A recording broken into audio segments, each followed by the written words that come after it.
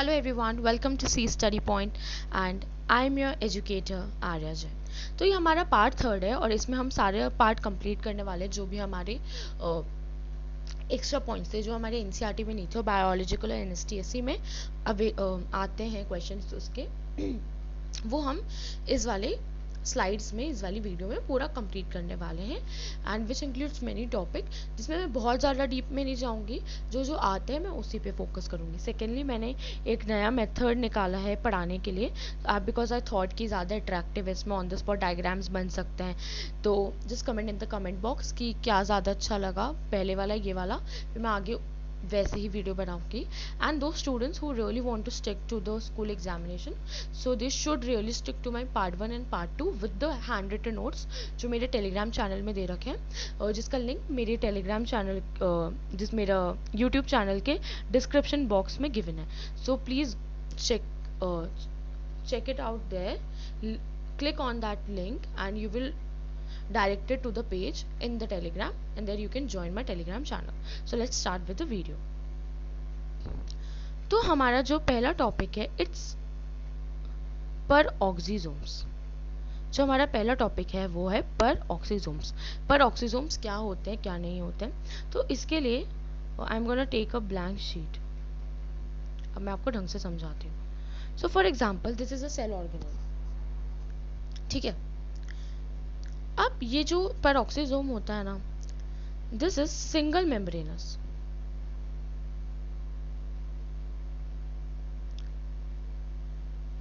This is single membranous, यानी कि जो हमारा पेरोक्सिसोम होता है वो सिंगल मेम्ब्रेन से ही बना हुआ होता है। ओके, अब जो हमारा पेरोक्सिसोम है उसके अंदर काफी सारे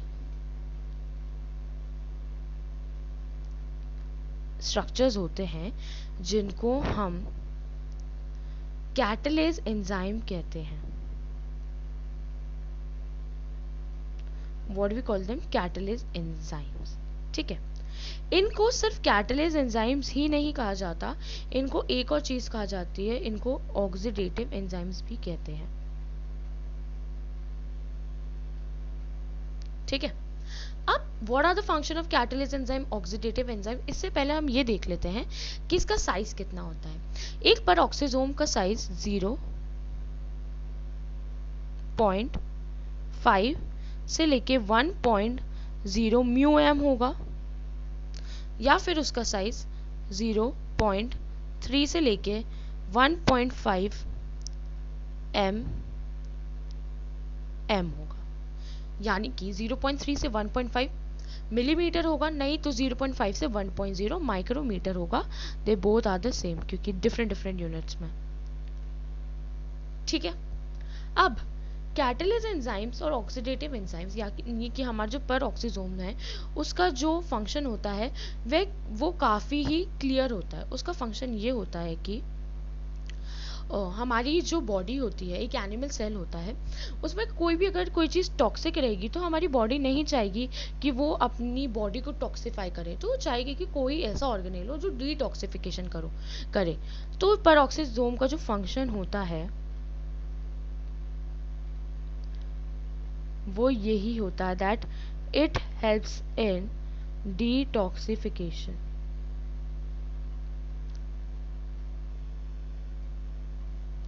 इसका फंक्शन होता है कि हमारे डिटॉक्सिफिकेशन में ही हेल्प करता है।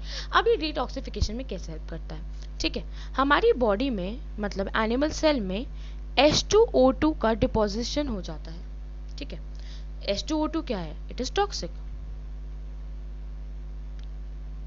तो जो पेरोक्सिसोम की कैटालेज एंजाइम्स होते हैं, जो मैंने बताया कि जो पेरोक्सिसोम के कैटालेज एंजाइम्स है और ऑक्सीडेटिव एंजाइम है, ये इस H2O2 का डिकम्पोजिशन कर देते हैं और इसको वाटर और ऑक्सीजन में कन्वर्ट कर देते हैं, यानी कि H2O एंड ऑक्सीजन में O2 में कन्वर्ट कर देते हैं, जिसकी वजह से ये जो टॉक्सिक है वो डिटॉक्सिफाई होकर एक हेल्दी सब्सटेंस में कन्वर्ट हो गया है। These both are healthy for us, ठीक है। तो यही सिर्फ इसका फंक्शन होता है जो काफी इंपॉर्टेंट होता है। अब the question also comes to us कि भाई पहली बार ये कैसे आया, किसने ये चीजें दी, ठीक है। सो जो हमारा पेरोक्सिसोम था, इसकी टर्म जो थी, it was given by de ड्यूफ.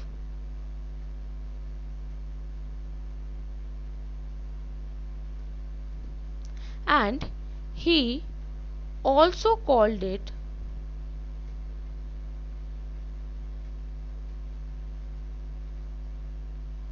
as uricosome. तो उन्होंने ये टर्म दी और उन्होंने ये तक बोला कि इसको सिर्फ पेरोक्सिसोम नहीं कहा उन्होंने कहा कि इसको हम यूरिकोजोम भी कहेंगे. ठीक है. सो उन्होंने ये चीज़ जब मैंने अपना बायोलॉजी का ओलंपियाड दिया था, एक एनएसओ दिया था मैंने, तो जब आई neither took the tuition nor I stick to any refreshers, तो मैंने सिंपली एनसीईआरटी में पढ़ के गई थी और ये क्वेश्चन आया था उसमें. आई रिमेम्बर इट अभी तक, क्योंकि मैंने जाकर मैम से पूछा था कि यूरिकोजोम होता क्या है, मुझे तो पता नहीं, मैं 9th में हूँ बट मुझे नहीं पता कि यूरिकोजोम क्या होता है. एंड उसमें ये क्वेश्चन था, उसमें सिंपल लिखा हुआ था कि what are the functions of uricosome, uricosome perform which function, और उसमें पहला ही ऑप्शन था वो था डिटॉक्सिफिकेशन, डिटॉक्सिफाई. और मुझे जब यही नहीं पता कि यूरिकोजोम क्या होता है तो मैं क्या बताऊंगी डिटॉक्सिफाई क्या होता है, क्योंकि इसके बारे में कहीं नहीं बताया गया था. तो it is really very important और ये काफ़ी ज़्यादा इंपॉर्टेंट है. इसी जो पेरोक्सिसोम है ना, उससे 3 क्वेश्चन आए थे और मुझे आज तक याद है, क्योंकि उनमें से मुझे एक आता था और 2 नहीं आते थे, तो वो तीनों हम डिस्कस करेंगे. तो हम दूसरी स्लाइड में चलते हैं. ठीक है. तो अब हमने ये चीज़ पढ़ ली कि उसको ये कहते हैं, उसका साइज ये होता है. अब ये कहाँ पर मिलते हैं? So they are found in kidney and liver cells. जो हमारे पेरोक्सिसोम्स होते हैं वो किडनी या लिवर सेल्स में हमें मिलते हैं. अब इनका कोई भी बोलेगा यार और भी तो कोई फंक्शन होंगे. हाँ, तो इनके 2 और फंक्शन है. ठीक है. अब वो 2 फंक्शन क्या है? तो जो पहला फंक्शन है ना, वो काफी इंटरेस्टिंग सा है, जो हमें पता भी है. It help in lipid metabolism. Simple, और कुछ नहीं है. मेटाबॉलिज्म में एनाबॉलिक कैटाबॉलिक दोनों आता, मैंने बताया था व्हाट इज मेटाबॉलिज्म. तो it help in lipid metabolism. ठीक है.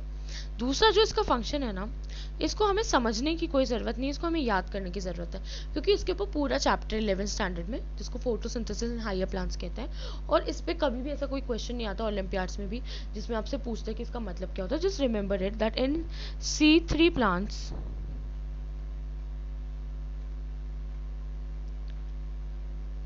it perform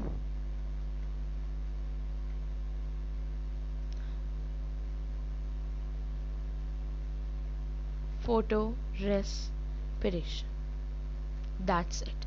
अगर ज़्यादा आपको फोटो रेस्पिरेशन के बारे में पूछना है, मेरे टेलीग्राम चैनल पे जाओ, वहाँ लिख दो we want a video on photorespiration. समझ नहीं आया क्या होता है, हमें समझना भी है कि फोटो रेस्पिरेशन क्या होता है. आई am gonna give you the video with in 5 to 10 minutes, maximum 15 minutes, क्योंकि ये जो चीज़ है ना, इसको मैं नहीं समझाना चाहती बिकॉज बहुत कंफ्यूजन हो जाएगा. तो that's why I just give it the statement कि C3 प्लांट्स में ये परफॉर्म करता है फोटो रेस्पिरेशन. बस याद रखना that photorespiration is not good for plants. ठीक है. Just remember it, nothing more. Okay. So हम एक बार रीड कर लेते हैं कि पेरोक्सिसोम क्या होता है क्या नहीं होता.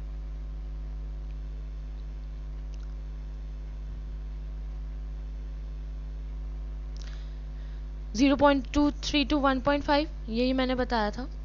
स्फेरिकल ऑर्गेनेल होता है, ऑक्सीडेटिव एंजाइम्स होते हैं, सिंगल मेम्ब्रेनस होता है, किडनी एंड लिवर सेल में होता है, finally granular but sometimes a crystalline core. हाँ, ये पॉइंट नहीं बताया था बट ये कोई पॉइंट ऐसे इंपॉर्टेंट नहीं है, पर मैं तब भी बता देती हूँ.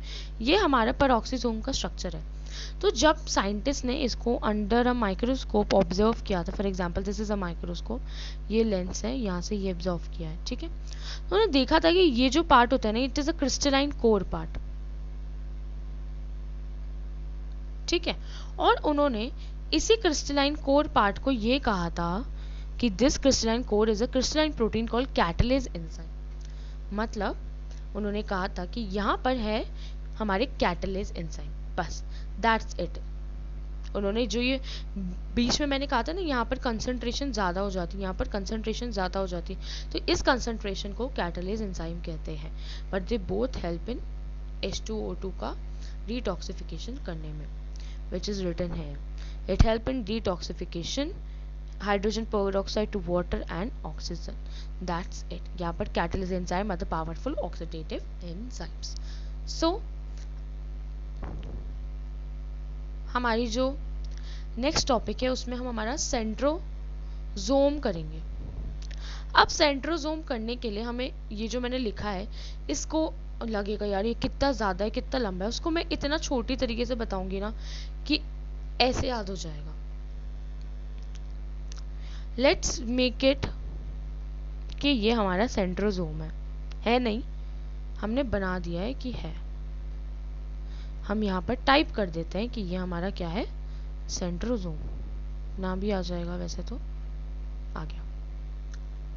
If someone ask you centrosome की क्या चीजें होती, याद रखना how many sides it has, 4 sides. इसके 4 इंपॉर्टेंट कैरेक्टरिस्टिक्स होते हैं और एक इसका फंक्शन होता है। That's it. जो इसके 4 कैरेक्टरिस्टिक्स है हम यहाँ लिखने वाले हैं और उसके अलावा कुछ नहीं होता है इसमें। पहली बात, it only present in animal cell. पहला पॉइंट कर दिया। दूसरा पॉइंट होगा इसका, it consist of 2 centriole.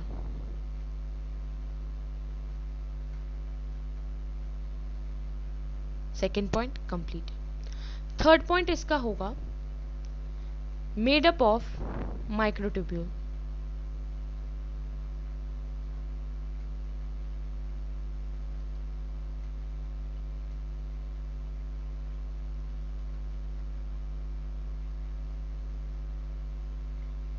Made up of microtubules, ये इसका तीसरा पॉइंट। चौथा पॉइंट इसका होगा इट इज नॉन मेम्ब्रेनस। ठीक है, और इसका फंक्शन होगा that it help in cell division and spindle formation में। ठीक है, अब हमें इसको इस तरीके से पढ़ना है। ठीक है, ये दिख रहा है इस वाले में। ओके, हम स्टार्ट करते हैं। It is present in animal cells. It consists of 2 centriole which are made up of microtubules and hence the centrosome is non-membranous. What is the function of it? It helps in cell division and spindle formation. It's it function. समझ आया? इसको हमें इस तरीके से पढ़ना और ये इसका क्या है, फंक्शन है। That's it. ये हमारा सेंट्रोजोम है, इसके अलावा कुछ नहीं है। ये जो मैंने पूरी स्लाइड लिख रखी है इसमें सिर्फ यही लिखा है कि नॉन मेम्ब्रेनस होता है। सेंट्रियोल जो होता है ना वो हमारे सिलेंड्रिकल होता है, इस तरीके के होता है, और यहाँ से ना हॉलो होता है, तो बस वो ही बोला इसने। ठीक है, and structure which are made of microtubules in plant the cell the polar cap perform the function of centriole. ये इसके फंक्शन। अब इसमें ये एक पॉइंट लिखा हुआ है कि in plant cell cell division involve polar caps for the spindle formation. इसको याद रखना क्योंकि वापस से ये इस पे चैप्टर आता है cell division and cell cycle जो हमारे 11th में आता है। यहाँ पर मैंने कुछ नहीं लिखा, इधर मैंने सिर्फ ये लिखा है कि हर सेल ऑर्गेनेल्स के पास डिफरेंट फंक्शन है और ये सारे सेल ऑर्गेनेल्स मिलकर एक फैमिली बनी है। जैसे फॉर एग्जांपल अगर एक फैमिली है, एक में आईएएस ऑफिसर है, एक में कोई डॉक्टर है, फिर उसमें एक आईपीएस ऑफिसर है, इंजीनियर है, तो सबके अलग अलग फंक्शन है। ठीक है, बट ये सारे फंक्शन मिलकर सब फॉर एग्जांपल तिवारी है, ठीक है, they make a Tiwari family. तो ऐसे ही सेल जो फैमिली है वो सेल ऑर्गेनेल्स मिलके बनाते हैं जिनका फंक्शन अलग अलग होता है।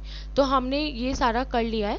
अब जो हमारा ग्लाइकोसोसोम्स है, सिलियन फ्लैजेला, वो हमारी नेक्स्ट वीडियो में करने वाले हैं, जिसका पार्ट 2 होगा। सो स्टे ट्यून, इसको तो आप देख ही लेना, उसके बाद नेक्स्ट वीडियो भी देखना। So thank you so much.